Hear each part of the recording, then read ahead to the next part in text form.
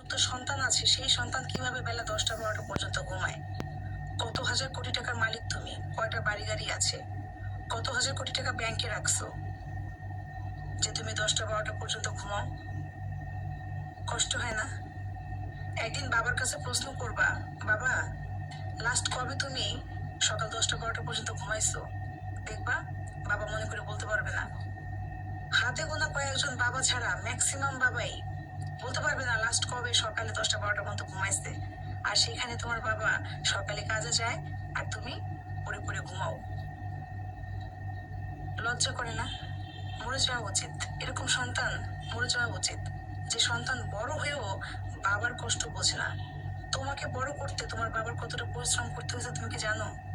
আরে ভাই, নিজের ক্যারিয়ার করার চিন্তা যার থাকে সে তো দিনটা 24 ঘন্টা কাজ করার কথা। আর সেখানে তুমি পড়ে পড়ে 10টা 12টা পর্যন্ত ঘুমাইতেছো। আর বাবা কাজে যাইতেছে। বাবা সকালবেলা উঠে কাজে যায় পেটের দায়ে, তোমাদের দায়িত্ব খাওয়ার যোগান দিতে, আর তুমি পড়ে পড়ে ঘুমাচ্ছ।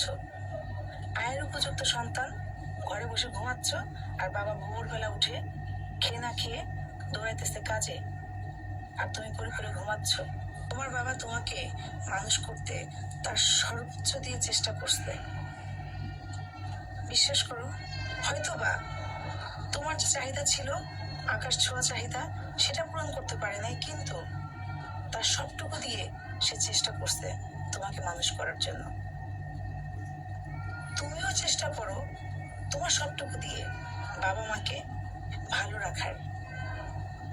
এই বাবা মা যখন থাকবে না তখন হয়তো তুমি টাকা রোজগার করবা, কিন্তু বাবা মাকে সুখ দিতে পারলা না, বাবা মার জন্য কিছু করতে পারলা না, এই আফসোস কোনোদিন ভুলতে পারবা না। এখনো যদি তুমি আয়ের উপযুক্ত হয়ে থাকো কিন্তু বাবার পাশে দাঁড়াচ্ছ না, বাবার কষ্ট বুঝতেছ না, তাহলে তোমার মতো সন্তান থাকা আর না থাকা তো সমান।